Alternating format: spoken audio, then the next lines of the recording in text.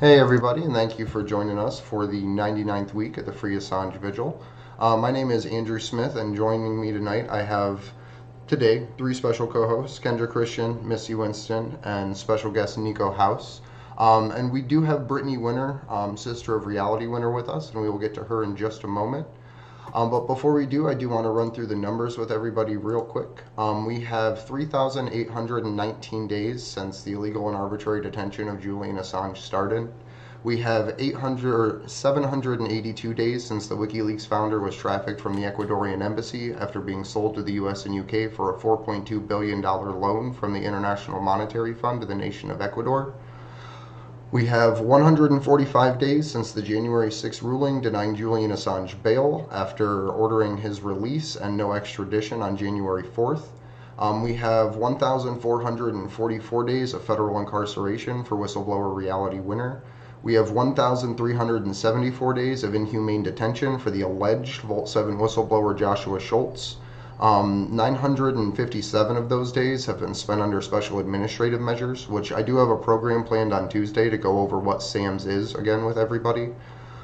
We have 781 days of political persecution for Ola Bini by the Ecuadorian government. Our two bright spots are 336 days of freedom for Chelsea Manning, who is streaming regularly to Twitch, and then 84 days of freedom for Jeremy Hammond, who has been out of any penitentiaries or halfway houses for 84 days now. So big shout out to him and his family. With that, how are you doing today, Misty? I'm doing okay. I'm excited. I love having guest hosts, and Niko is one of my favorite people, so this will be fun. And Kendra, like I haven't seen Kendra in forever, so this is like a fun little show. I'm excited about this one. But how are you doing, Kendra? How are things in Denver? Things are good in Denver. I'm glad to see you guys too. It's kind of nice. I had, some plans get changed around this weekend, and then also we have that added Monday. So it's like having a Saturday back, which is great, And Denver's been really busy right now where, you guys, it's so cool. We had our meeting this morning and we've like doubled, our core group planning and everything is doubled, and we're starting to plan. I know you are too, Misty, for the Shipton's visit. So it's like all hands on deck right now for the 3rd. I think we're pretty solid on a venue. We'll have that all set by Wednesday. So it's good. It's a lot of good ideas going around, and so it's busy. Yes, it is. No, me and Andrew and I are actually, we get to do this together because he's also in Ohio. So, Right. I at least have Andrew to help me, and he's like king of permits. So That's a huge help. Yeah, that is a huge help. And, the people from, the tour Home Run for Julian that are organizing it have been very helpful. So I think we'll be fine. I'm excited for it. I hope that this will be, if you guys haven't seen it yet, if you go to Assange Defense, they have a listing of all the dates and locations of where they're going to be. It opens in Miami, Niko House, June 6th. I heard. Yeah. Me and Gloria are going to be there. Yay. See, I knew they'd go. No worries. Yeah. I mean, so, yeah. What's going on, Niko? In Miami. Everything's just starting to end in Miami. That's fair. But I'm glad. So funny enough, because of the really unique dynamics of South Florida, there are a lot of Assange supporters out here. Because even though I know people like kind of consider South Florida by default like Republican mostly, it's not really. I would say it's mostly populist with it's like left leaning and right leaning, of course. And of course, you have your extreme people on both sides, and you obviously have your partisan politics as well. But I mean, when we threw the event for like Tulsi, for example, we didn't expect like that many people to show up because we were in downtown in Mary Brickell Village, and like there were like 300 or 400 people who showed up. We actually had like reach capacity. People had to stand outside, and it was kind of a surprise because these are the type of people who support Julian Assange, Chelsea Manning, whistleblowers like Reality Winner, like, and it's dope. And I think that there probably is a recognition of that even amongst the Assange group, that, South Florida is a good place to start. It's a good place to kick it off. And obviously we enjoy a lot of freedom down here, so that's fun. And so it's a good way to start off a tour like that. So I'm super excited to have Brittany with us. For those of you Yes. who don't know, she is Reality Winner's sister, and she has been advocating pretty much relentlessly since Reality was first incarcerated over 4 years ago. And I want to start us off with some good news. This is something that we were talking about before the start of the show, but because we were talking about the numbers and the dates that we go through. And you had the last date you said that you had was the date of release for Reality as it stands right now. So do you want to talk about that, but also kind of what's been leading up and the stuff that you guys are working on? Sure. Thank you so much for having me. So Reality's release date is November 23rd, 2021. So, thank goodness it's this year, towards the end of the year, right around the holidays. Um, she's not guaranteed that. That's actually her good time date. So the way that Texas does it and the BOP does it is you get your good time built in at the beginning, and then if something were to happen, if she were to face some disciplinary actions in prison, they could move that back. And so by that time, she'll have served over 4.5 years in prison, and in that rural Georgia jail that she was in for over a year when she was denied bond. So I was telling Andrew before the show that COVID, since last year has just, it's been hard on everybody, but it's been really hard on the prison population because they got nowhere to go.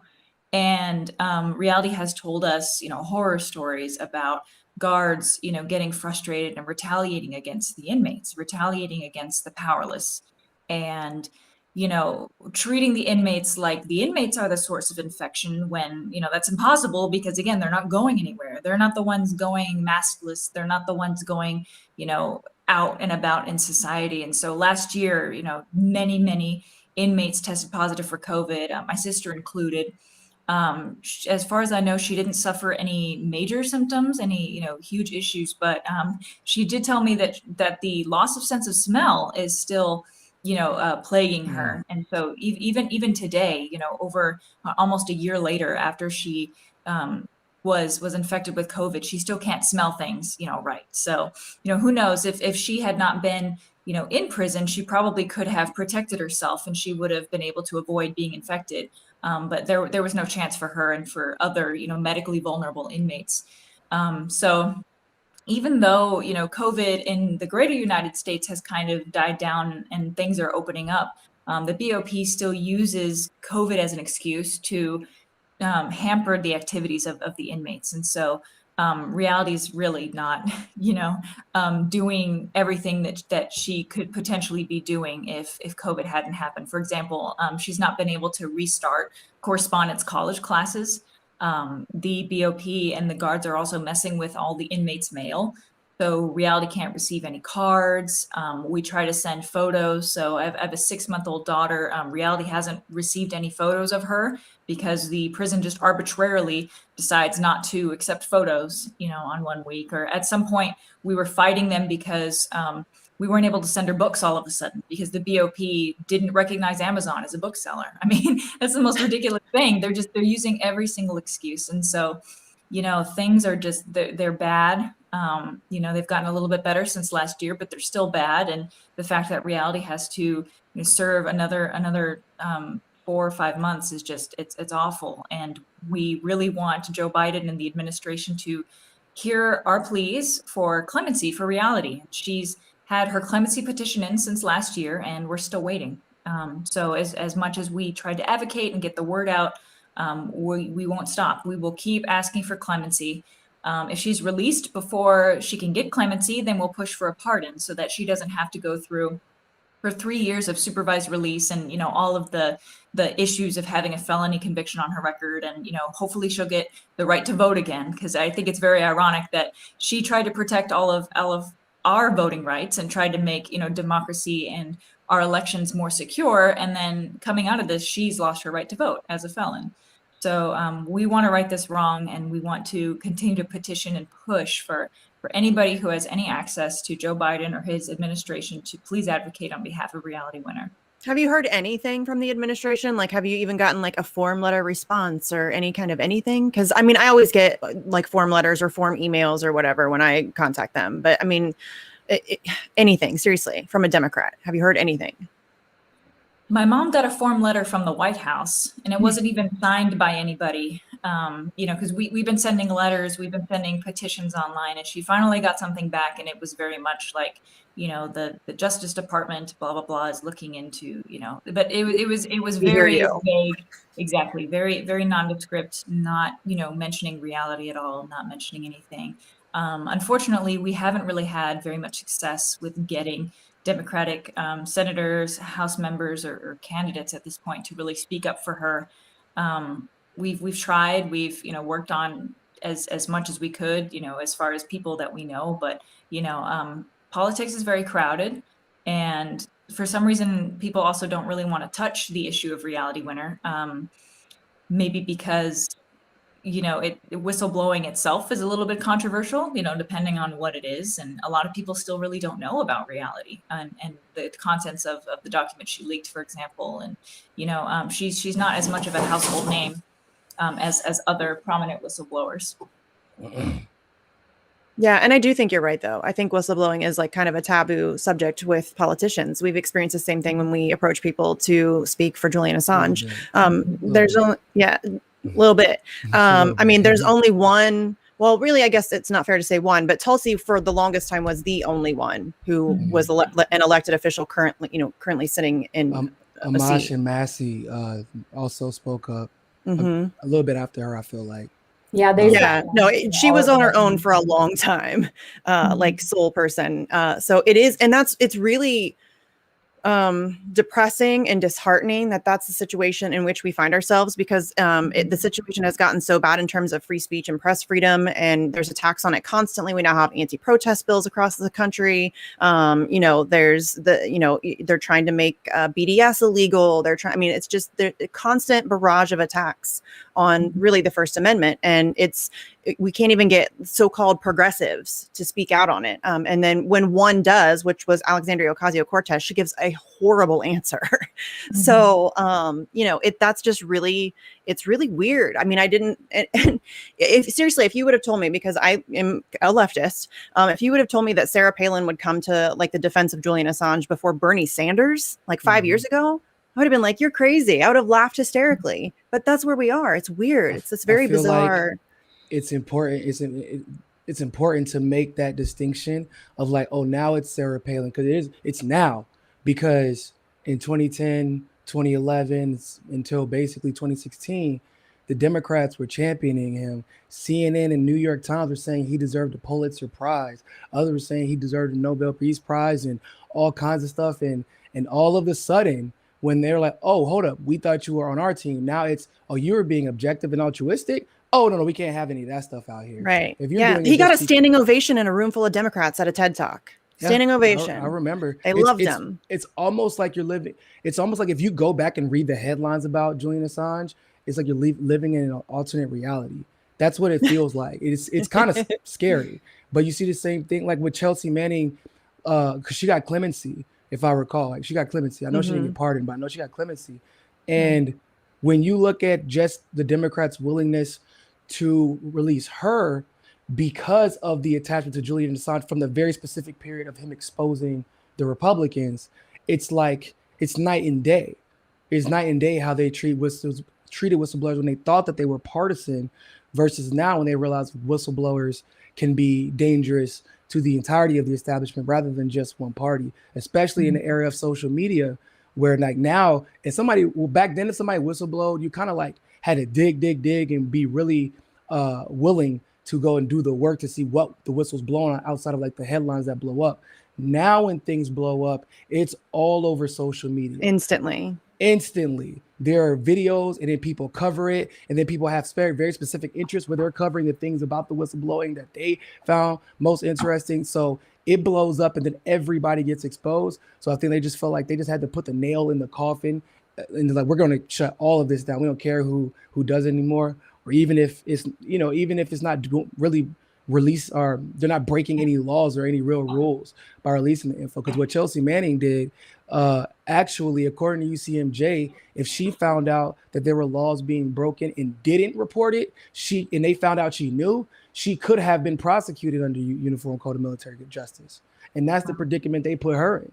And so that's where we're at now, and it's sad. I think you're right. I think that the attacks, and I think that's why the attacks on whistleblowers have amped up so much, and why you're seeing like such a harsh sentence given to somebody like Reality, because I mean, this is going to sound awful to say, but she's being made the example. You know what I mean? Like it's like Julian, they use him as like the head on the stake. Like, this is our warning to you. If you come for us, this is what we're going to do to you. And that's what, I mean, if you look at the way that over the course of time, they've treated whistleblowers like John Kiriakou or Bill Binney or Ray McGovern. I mean, it's crazy. The hell that is rained down upon them. And it's because it's the chilling effect. They want to make sure nobody ever does it again. Mm-hmm.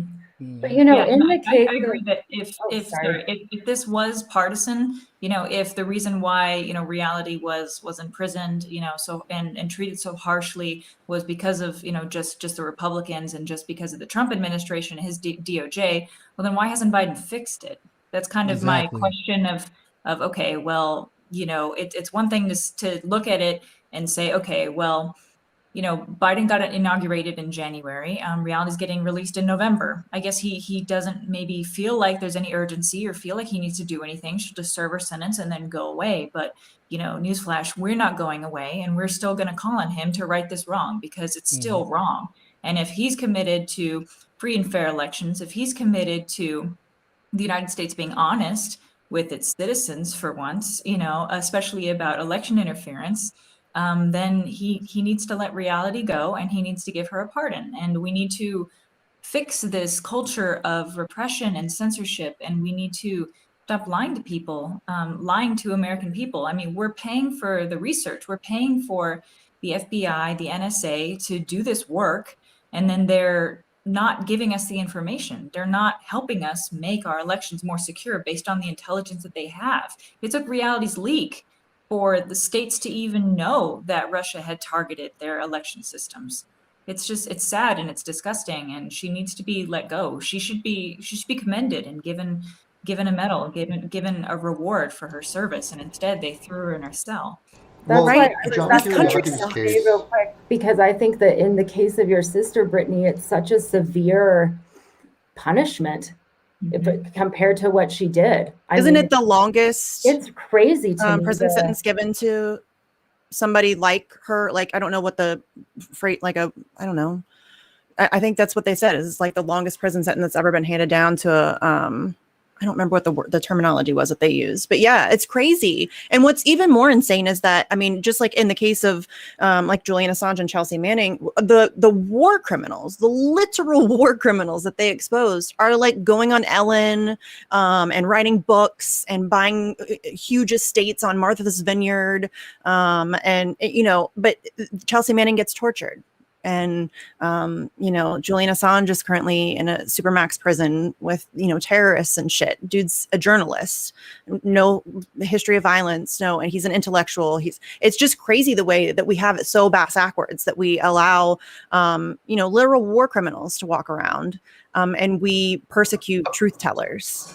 It seems just so backwards. That John Kiriakou, he was a CIA whistleblower that revealed can y'all hear me? Torture programs. Yes. What he explains throughout his trial is that it's not about justice. It's not about bringing this stuff to light to be talked about. It's about mitigating damage and embarrassment.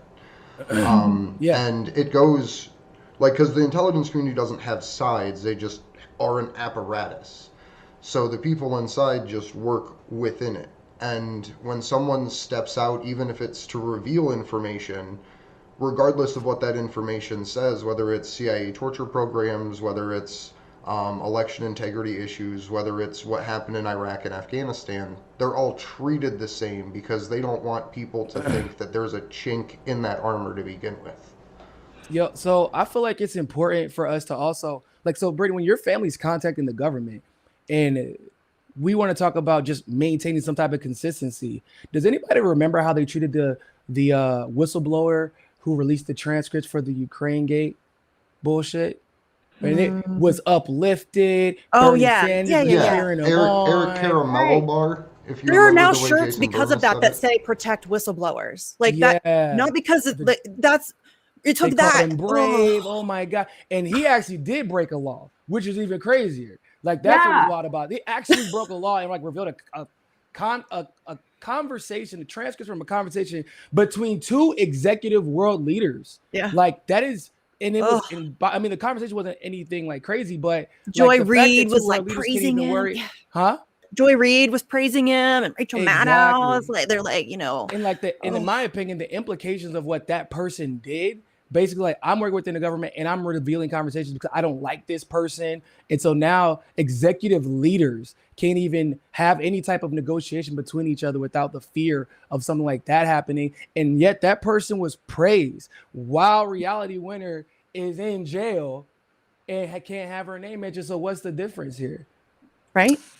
I would And say, in my opinion, I think it's because of the although I don't agree with necessarily the Russian interference thing, I do what I do agree with 100% and believe it's the electoral reform issue that they never want to address. And she showed all the chinks in the armor that and then she was using a point that the Democrats were even arguing, like, hey, I thought that y'all really cared about this. Why aren't y'all doing anything about it?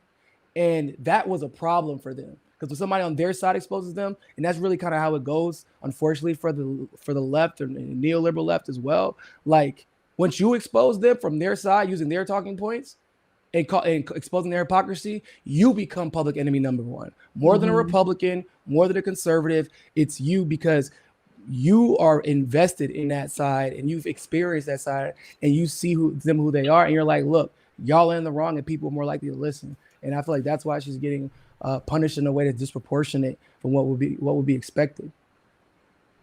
well, there's also the issue that she's essentially a nobody, to the government. She doesn't have friends in high places. Reality also doesn't have any money. I mean, my family doesn't have any money. We have no influence whatsoever. Like there is no political favor that we could give anybody. We can't help anybody get elected. We can't donate millions to somebody's campaign. So, I mean, from the very beginning, it was so easy for, the government to go after Reality to deny her bail 4 times so that she would be stuck in a rural Georgia jail for over a year, and then essentially force her to plea, or else it was going to drag on even longer. Force her to plea and then sentence her to a record-breaking 63 months. And then the government actually had a party and a celebration, and served champagne and celebrated these prosecutors for doing a bang-up job in putting somebody's head on a spike, making an example of Reality to prevent further whistleblowers. And that's exactly what, Trump's administration wanted to do, was to stop the leaks, stop the whistleblowing. And it was just so easy to just throw Reality in a cell and lock her up and, just deny her compassionate release last year because of COVID. Reality doesn't pose a threat to anybody. She never has, and she never will.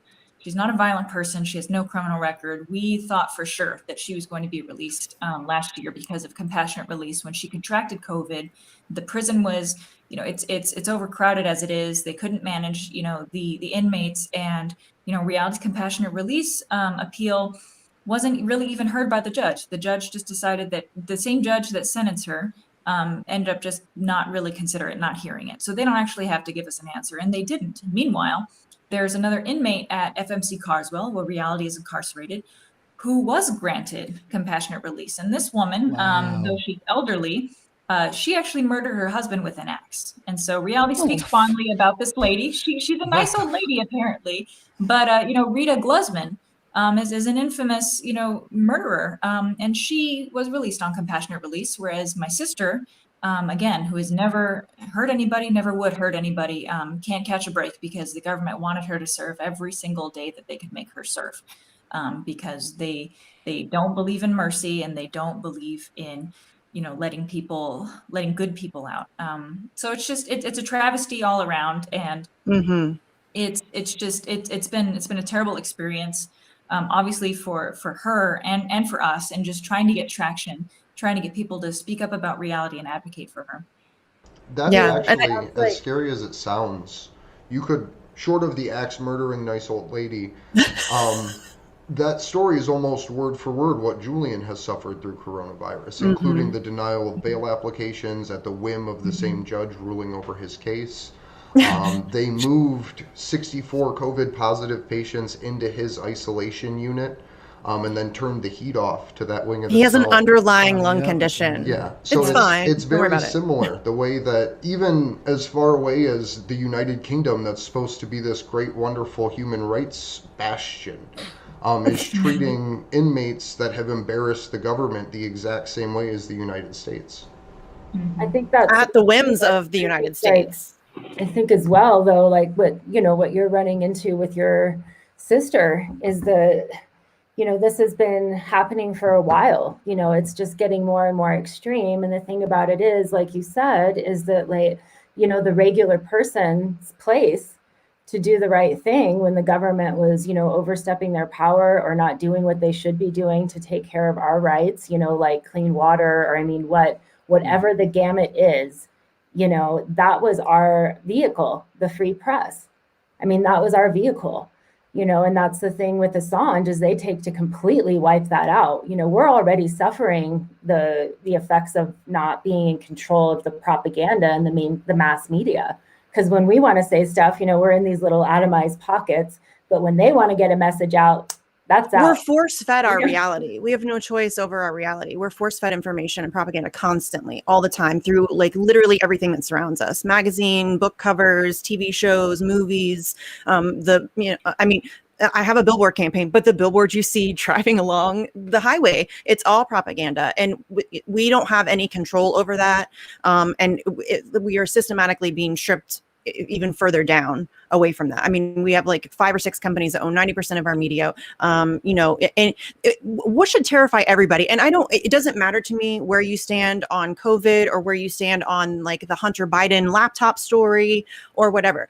Or even Donald Trump. Like, let's just take Donald. They wiped the president of the United States off the internet entirely. Like Pinterest took Donald Trump down, like completely erased the sitting president. That should terrify everybody. And I am not a Trump fan. Anyone who dared to give him a platform. Right. So that should terrify everybody. His existence was wiped off and the internet, your internet presence is essentially your existence at this point. And so that they could do that to the sitting president, it's getting really bad, but they've managed to like hyper divide everybody so that when it happens to somebody who's not on your team, you cheer it. Misty, I think it's important to talk. So it's not just a sitting president, a billionaire, right? Legendary. So that when it happens, billionaire, right? Okay, probably the president who also got the most re-election votes in history, right? Despite whatever people want to say about it, it's just the fact of the matter. Like this is also the guy who is probably the most popular candidate in GOP history at this point, with all the power and influence that he has or had. It literally did not matter. The push of a button and a few news headlines sent out meant that the president of literally the leader of the quote unquote free world, and obviously that's ironic, but he's at least the leader of the Western Empire, and he was shitty on Israel like they asked him to be, shitty on Venezuela like they asked him to be. Better in some aspects of the Middle East, but was overall horrible. Bombed the shit out of people, assassinated Soleimani. All that didn't matter. You weren't bad enough, and you spoke up too many times.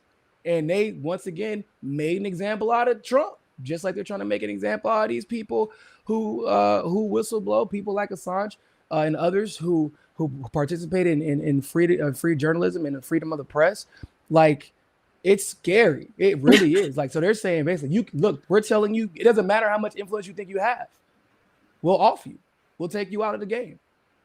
And to like Brittany's point, I wish everybody, because I know you guys speak about it, I know we speak about it on the Vigil, and then Niko and Misty, I know you guys speak about it all the time, but it's like, it should be really obvious now because, we're running into the same thing with Assange. Okay, we're under Biden, 100 days is up.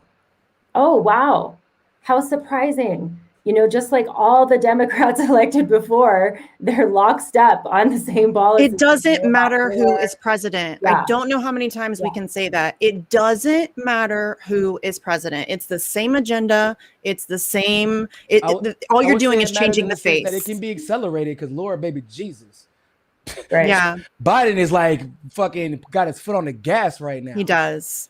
And people are still defending him, excusing him, and just give him time. I still keep hearing that. He's been in government for 50 years, y'all. Bro, he's like 852 years old. He ain't got much time left. Right? Like, stop playing. This is, oh yeah, but you're right. Like I mean, I've been saying this for a long time. There's always been an attack on free speech and press freedom.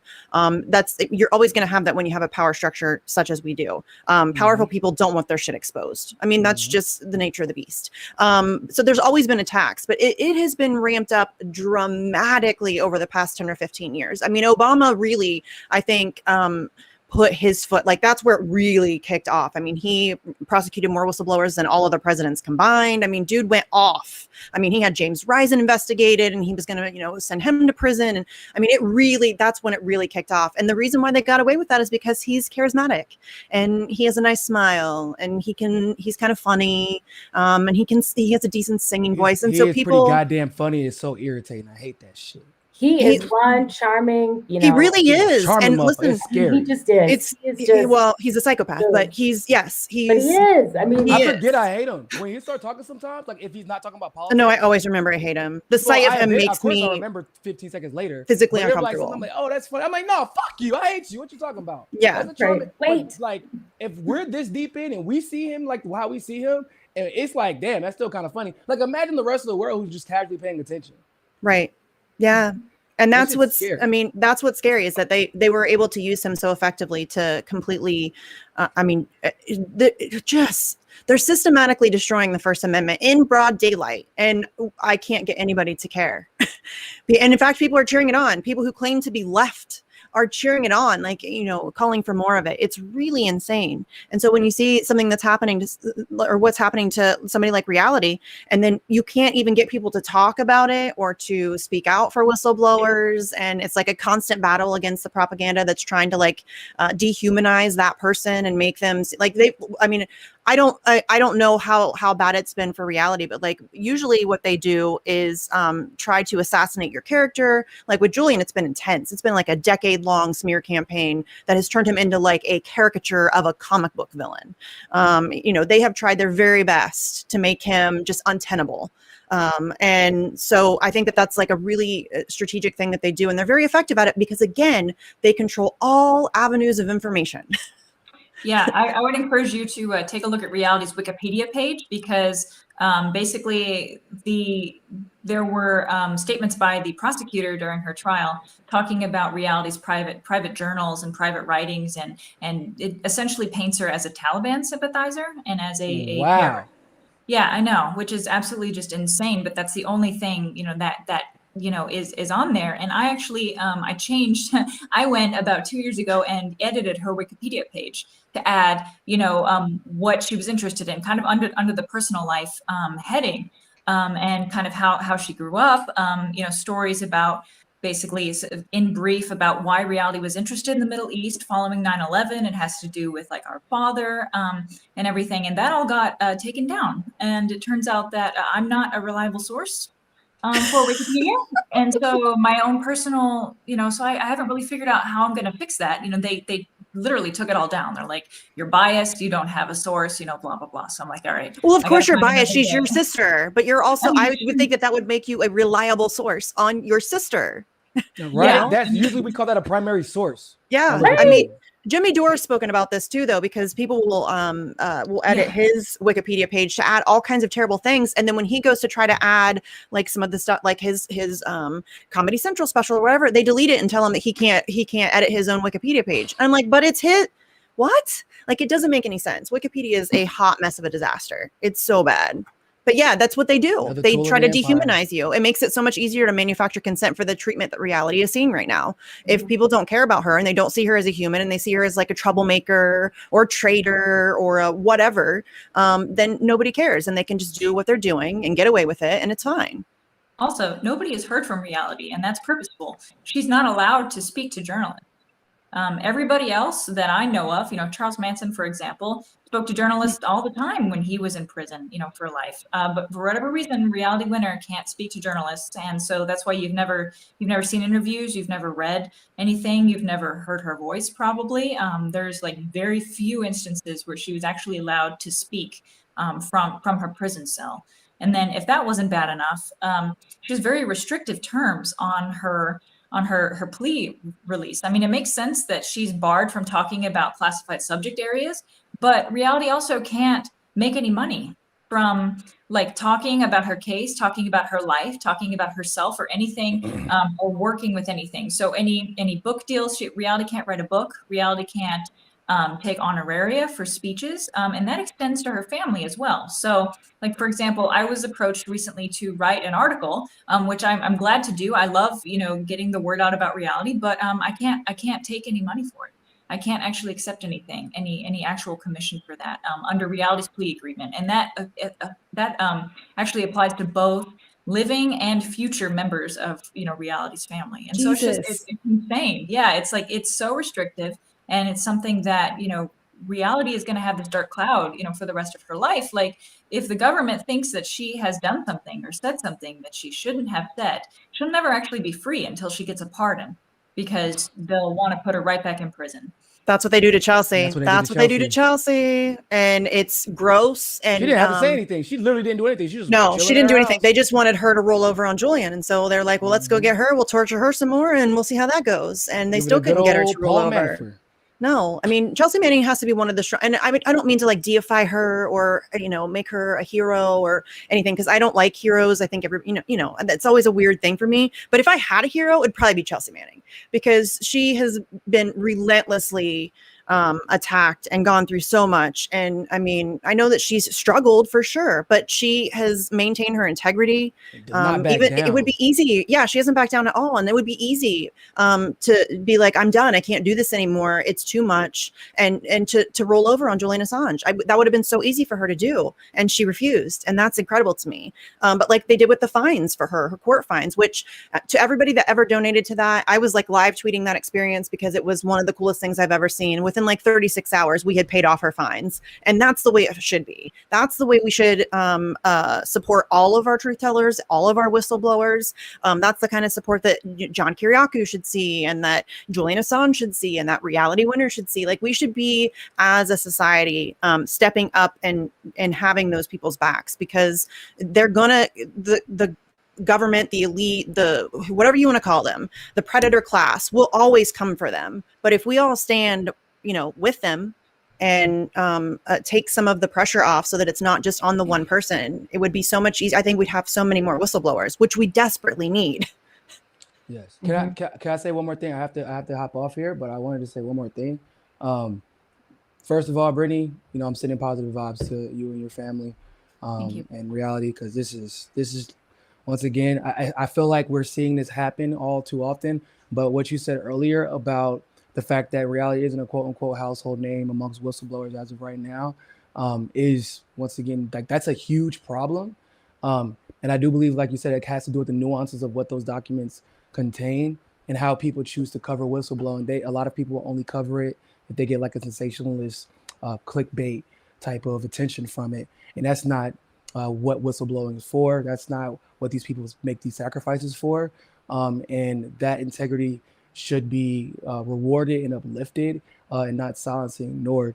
And of course, once again, Julian, we're still praying for you. We're still sending positive vibes your way, into your family. And I want to thank just all of you all just for constantly bringing attention to this issue, and never letting it die, because there are so many people who are, who come at this at the convenience of the news cycle.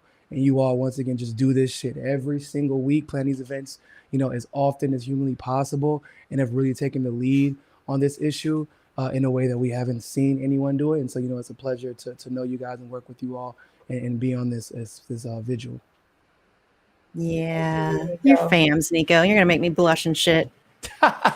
You do a ton too. Don't tell Yeah, Rob. you do. You seriously, Niko doesn't get near Not enough that way. credit because near enough credit because he when we asked to stream on MCSC, he did not hesitate. And knowing that if you talk about Julian Assange on your show, they're coming for you. Like they Oh, will yeah, come for they you. probably delete like 200, 300 subscribers a month. The from us? algorithm will get you. They will screw you over. They'll take off, your subscriptions and your clicks, and they'll roll back your numbers and all of that stuff. They will mess with your channel. And he didn't care. He didn't hesitate. Didn't care. He, Still stuff. don't. I don't. Yeah. At the But end of I the don't think day, you get shit, enough Julian credit for not free, that. we might not have a goddamn channel in a couple years. Right? That's the point. Yes. But it's so weird that other people don't get that and they don't understand, you know what I mean? So, I mean, seriously, props to you for always, being on the right side of this and for being unapologetically on the right side of this and for sticking up for us when we get shat upon Oh, of course. for doing Vice it, versa, of course. And look, they don't get it, right? They don't get it No. until it gets them. Yeah. Because now a lot of It's people felt unfortunate, like, but oh yeah. my God, I can't. We've never saw this coming. But didn't we though? But didn't we? Makes me so mad every time somebody complains about being censored after they last week were cheering for censorship. Bruh, last week, within a 24-hour goddamn cycle. Yeah, that's happened too. Literally. Again on the So show, annoying. oh my God, I just can't believe I was censored. Like, well, weren't you just talking about how I love it? No, I was talking about. That was different. That's not what I meant. You're taking it out of context. That's what you meant. That's what you said. I don't care if they are. So annoying, guys. Yeah, thanks, Niko. See ya. Yeah, so true though, because that's happened so many times. Because I'm okay. I get it. I'm annoying. I get it. And I have come for people. Like I have been after certain content creators. I've backed off of them a great deal now because I realize it's a useless battle. But I shouldn't even have to ask. Like I shouldn't have to ask independent media to cover the most important press freedom trial or case in history. That's just forget the fact that it's going to directly influence your job, I guess, or your whatever, the field that you consider yourself to be in. Forget that aspect of it. It's a story. Like this is massive. It's historic. Yeah. And I shouldn't have to beg people who are in the news business to cover that. Are you kidding me? Right. That should be a huge red flag to anybody. If your content creators are not covering Julian Assange, you need to ask yourself why. Well, this one thing holds true for people like for Joshua Schultz, for Reality Winner, for Daniel Hale right now, who's a whistleblower that's Biden's first Espionage Act conviction.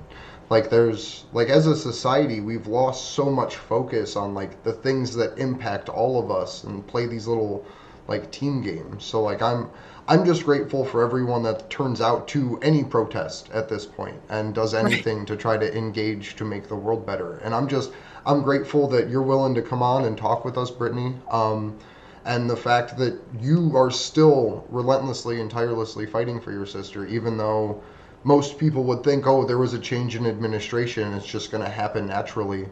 The Biden administration has treated Reality's case almost the same as they've treated Julian's, where they literally just say, well, just ignore it, or it's just in the court's hands. It's none of our business at this point. Which I called, by the way. Everybody said, what do you think the reaction of the Joe Biden administration will be once they take office on Julian Assange? And I said, he's going to say, it's in the hands of the court now. It's already in process. I'm not going to interfere. And that's essentially what they said. And they kicked it over to the DOJ, and Merrick Garland will never comment on it. And no journalist will ever ask him about it. And they'll just pretend like it isn't happening until they can just that it's really the drawn outness of it. The fact that Reality got such an extended sentence is intentional.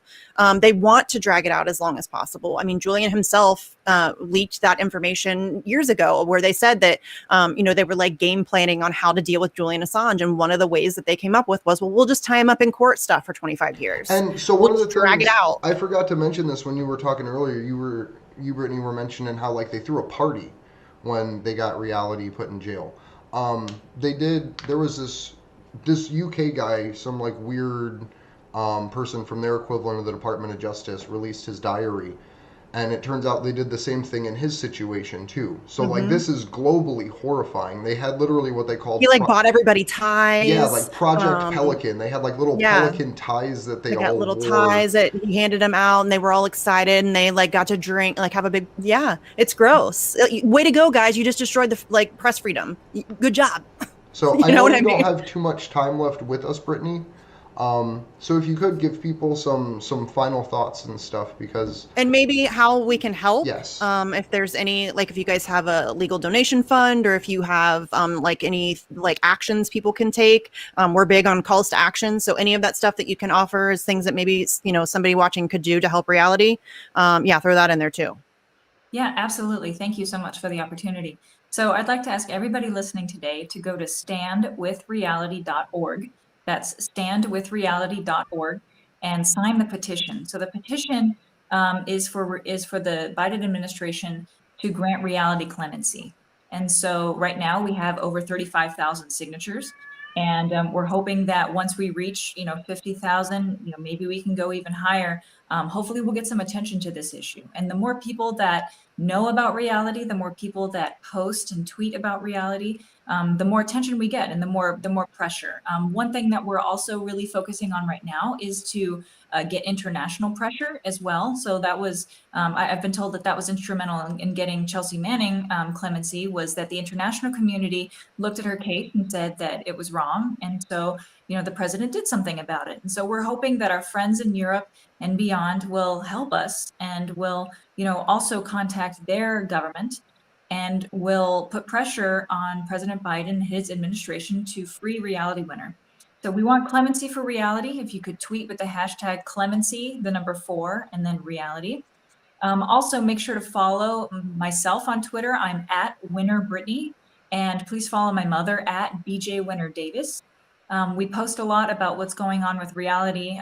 We always post the clemency petition and just updates. And if you want to, send well wishes to reality, we can tell you the very specific way that she can receive mail, because it is a very, very specific thing that will only plain letters, for example, will get through. But reality appreciates all of the support that she's received. She needs to know that she's not being forgotten. I mean, obviously, we're not going to forget about her. We're never going to stop advocating for her. We're never going to stop asking for clemency and then asking for a pardon. So thank you so much again for having me on today. Thank you. It's remarkable, the parallels between reality and Julian's case. I never knew these things.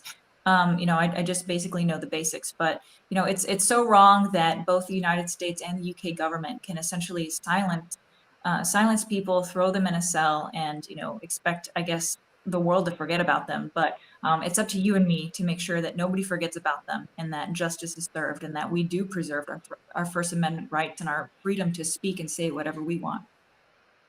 so again, thank you so much. You're one of the people that really gives me hope for the world that we live in. So we're always And here if before, you want to come back to talk about reality situation. If there's ever any updates or you just want a place to vent, feel free to hop in, stay in contact. Thank you so much, Brittany.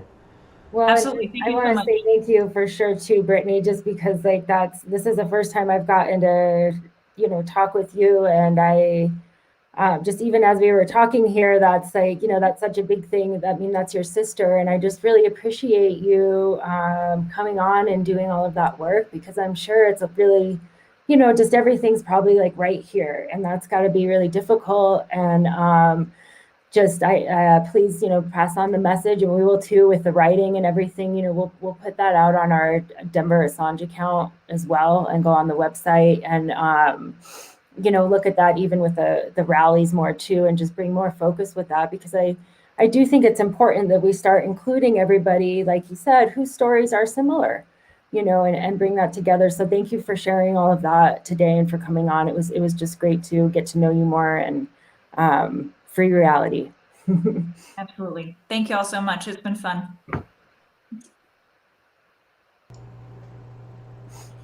So we have Commander X actually doing a stream today. We have some news pieces, but they're not like critical pressing news pieces. So I think if it's cool, then we can just wrap up the vigil early. I'll shoot the link to Commander X's Twitch stream, because I think you guys were hopping over there. later on or what have you. So if we want to do that, we can. We have Eric's article and then the medical detention thing, but we could do those Tuesday or Saturday. I can't hear you, Missy. That's because I muted because my mom's cat was extremely loud. Did you see Brittany's cat too? Yeah, that was cute. No, we had to I had a explain, little like, giggle it's over cool that. if cats come on the show. Like, we have raccoons. No, she was really and loud. kittens Like and- Brittany started talking and it was like, "Meow," and I'm like, are you kidding me? Like, I don't know if you guys saw me shoot a look in that direction, but that was oh, she's the loudest cat I think I've ever heard. Seriously. It's unbelievable. Ugh. I have no idea what time I'm supposed to go over to X's show. So yeah, if you want to wrap though, I mean, if you want to do the news stuff, we can. I don't care. No, I really don't we care. can just hold it. Let's talk about billboards. So go Yes. donate to billboards. Throw that in the chat real quick, Andrew. Yes, ma'am. So I think we're at $8,032, and we need to get to 9,900 by June 5th. I think if that's Tuesday. And then what we're going to do is, I had talked to them before. We were going to do just a week of run up. We're going to do the billboards to promote our Home Run for Julian event. But I think we're going to do 10 days instead because we have the digital billboard. So they're very easy to interchange. Like we can switch designs, like really just like with a couple clicks of a mouse. So we're going to have Bean work on a Home Run for Julian billboard that will, date, time, location, all that stuff. So that we can, which will be awesome. That helps us promote the event in Columbus. And I didn't think anybody would have a problem with that because it's still a billboard for Julian. It's just going to help our event, which is maybe even better. So we're going to do. Did we talk about where that billboard actually is yet on the street? Oh, I don't think we did. I don't know. Maybe we. I don't know. I don't think so. No, because I think we just talked about it during our planning meeting. I don't think. Yeah. So the billboard. So I still haven't had a chance to. Columbus is like 30 minutes away from me, and it's end of the school year, and it's a weird school year, so it's been kind of chaotic the last couple of weeks. So I still haven't made it to Columbus to get pictures. So I kind of knew where it was at. Like I have done like the whole Google Maps or Google View or whatever the fuck it's called, to like check it out or whatever. But then Andrew like gets on there and looks at it more like in depth. Like I knew it was a great location. It's downtown. It's on the top of a building. There are buildings all around it. I know that I know that area. So I knew it was a great location. But then Andrew's like, hey, by the way, your billboard is on top of the Reuters building and it directly faces the Capitol building. Like it's like diagonal across, and it's like it's a diagonal billboard, so it's like facing directly at the Capitol. Heck yeah! So I would love to keep that billboard for like ever. Well, I mean, at least until Julian's free, because it'd be cool if that would happen too. But as long as we have to do this bullshit, I would love to keep that billboard. Yeah, no, I have it up location. on camera right now, actually. Like share screen it so people can see. Yeah, that's crazy. This is where we're going to be having our event, right outside the State Capitol building in Columbus on June 14th. And that is the billboard. It's not on the screen share, but it's on the actual screen itself.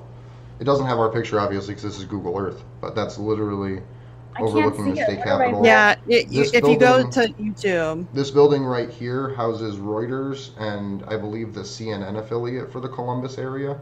So it's literally on top of their freaking building. Yeah. Yeah. So that was the best catch billboard ever. Yeah, and I really just lucked into that, honestly. I was just given a list of locations that were available. And when they give you the list, it tells you like the address, quote unquote, the address of wherever the billboard is. And then also like the estimated number of views that it gets per week. And all that good stuff. And like, I think it was like a little like brief description of the area. Like this is right off the 270 blah, blah, blah exit by the, that kind of thing. But yeah, that location is dope as hell. I think the only reason I chose it is because it gets the most views, estimated views per week. And all of those views just happen to be of all the Ohio State House of Representative members. Right. And it's that's downtown. So people are driving around there. People work in those buildings that are surrounding it. So all day long, they're looking out the window and there's our billboard. And so, I knew it was going to be a great location. The other ones I wanted to kind of shift around to get like different demographics, but that's why I didn't change the one that we got, that one. That's why I didn't change it when we just switched to the new contract, because I'm like, that's a really great location. And I think that I just want to keep it. And now that I know like really where it's at, it's staying. Like that one's not moving. I'll switch the other two around to like get different demographics. There's a couple in the fall. I want to get one that's near the shoe, which is our college football stadium. If we're still doing this, let's hope that Julian's out by then. But if we're still doing this, college football season is going to be intense this year because it was that you weren't allowed to go last year. There was no fans allowed in the stands. It was just family and stuff like that. So college football is going to be intense this year. So Ohio State is known for tailgating, and it is going to be a lot of tailgating. So there's one that's near the shoe that I'm already eyeballing for that, but definitely the one downtown is staying. It's so good. It's so good. So yeah, donate if you can. If you can't, fine. That's great. Just share it. Everybody share it. Donate if you can. Share either way. And don't cash yourself out donating, please. Especially in yeah, a time no, right that's now. what I mean. Like if you can't, don't seriously. I'm not kidding. If you are, don't put yourself out in any way. And even if it's like $5, fan-fucking-tastic, because that helps. You have no idea how much that helps. Huge thank you to Jimmy Dore and Steph Zamorano who shared our donation link. Like last week, I think, gave us a huge boost that we needed because it had kind of stalled a little bit. And so Jimmy Dore shared it and it gave us like a huge boost. So I appreciate them doing that. And yeah, billboards are going good. I'm super pumped about it. I'm really excited that we're going to be able to utilize them to promote our home run for Julian event. That's going to be great. That's awesome. That'll help boost. Great. Yeah. Yeah, So like a big crowd. You know what I mean? That's a good chance. I would love if we can. Andrew and I have never done an Assange event in Columbus. We've always done DC. I mean, like we've done individual, like we went and papered Westerville when the what the fuck's that called? Debate was there. Even though they took all of our stuff down before anything happened anyways, which was ridiculous. So yeah, like we've done stuff, but we've never had like an event. So I have no idea really what to expect, but I've been reaching out to literally anybody I can think of. All of the organizing groups that I know. If you know of an organizing group in Ohio, let me know because I don't know them all. And I'm going to reach out to them because what's happening to Julian directly affects the future of our ability to protest. And so every single we're going to tie it in with, like, we're going to get little infographics together for the 4 different anti-protest laws that are going on right now to localize it. So the whole thing, it will be a free Assange event. And while we are there, we're going to be creating momentum behind making sure we can continue to and just making sure that we're tying that in, because I don't think a lot of people get the connection. This isn't just about they've done a very good job at making people believe that this is like Julian Assange is a bad guy and he deserves what he's getting. And it's not about that. What's happening to Julian Assange directly influences your life. And we have to start making that connection for more people, because I think there's a huge disconnect there where people don't understand that this isn't like some hacker Russian spy who's not a journalist, that this really does. It directly impacts the future of the ability to protest. There's no question about it. So I think that if we make that more apparent to people, then they're going to be, I think that's the trick with anything is humans are selfish. And so if you can make the connection to how it influences their life personally, it's much easier to get them to care. And I think that that's where we kind of have to try to start finding ways that we can make that more obvious to people.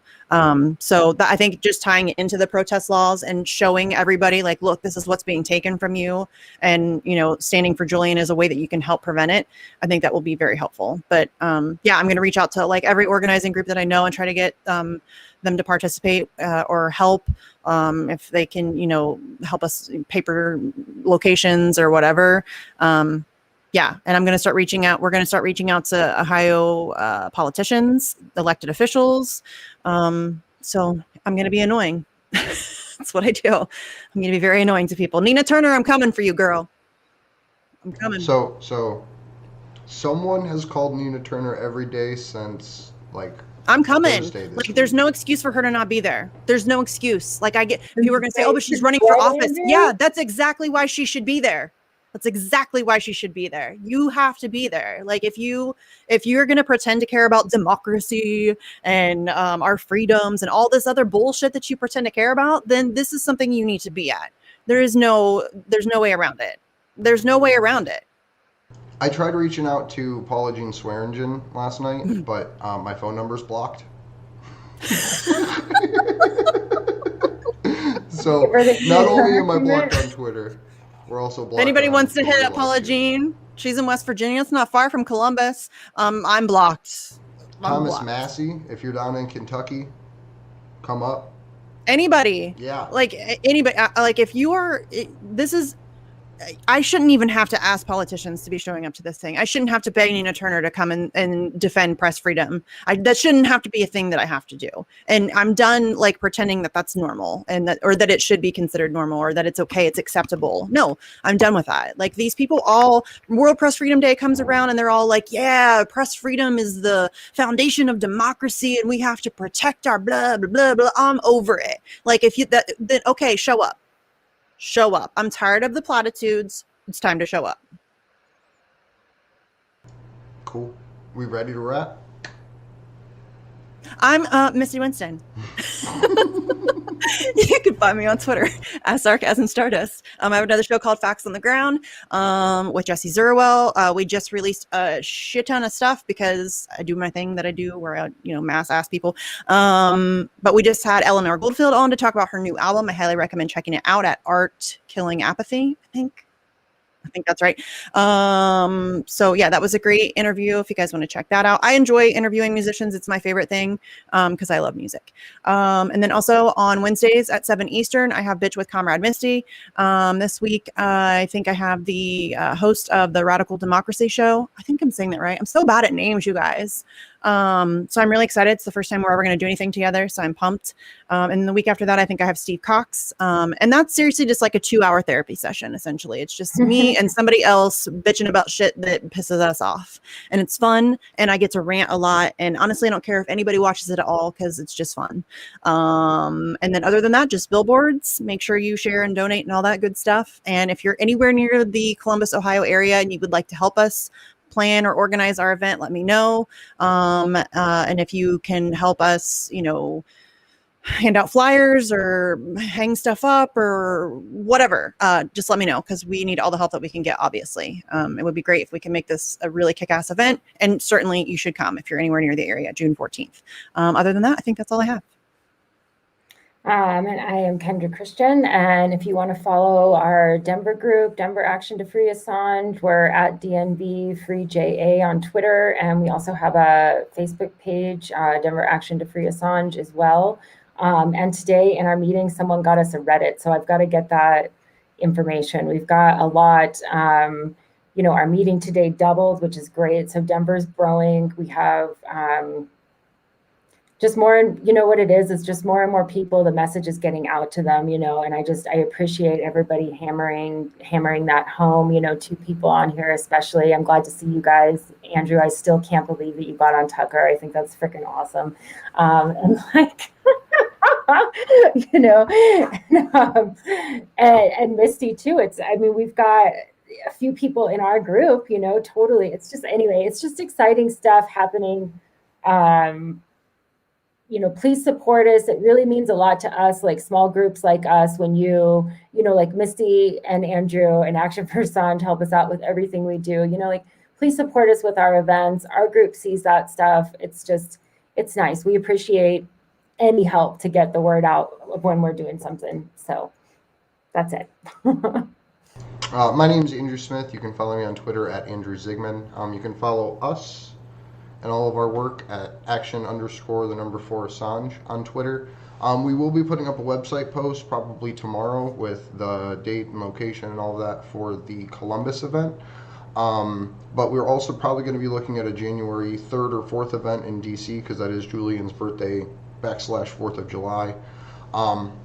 So we're still got a bunch of stuff happening. The home run tour events, I will put that website up again. Home run for Assange, number 4 or FOR, will take you there. Home run for Julian, I'm sorry. But Commander X right now does have a stream going on. I dropped that link in chat for everyone. There are some trolls in chat, so if you're someone that likes to troll some trolls, you'll probably have fun. So you can hop on over there. I'll drop the link to the Assange Defense Tour in chat for everybody.